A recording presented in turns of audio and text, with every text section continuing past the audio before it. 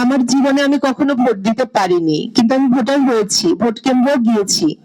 যাওয়ার পরে আমরা যেটা জানি যে বাংলাদেশে কি হয়েছে আসলে, দিনের ভোট রাতে হয়েছে। তো আমি ভোট কেন্দ্রে যাওয়ার পরে খুব মজার একটা কথা বলি।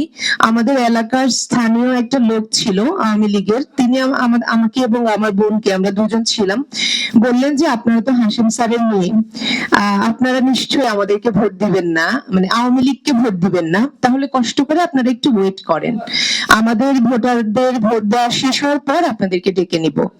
তা আমার বোন বললো যে কে কাকে ভোট দিবে সেটা নির্ধারণ করার আপনি কে?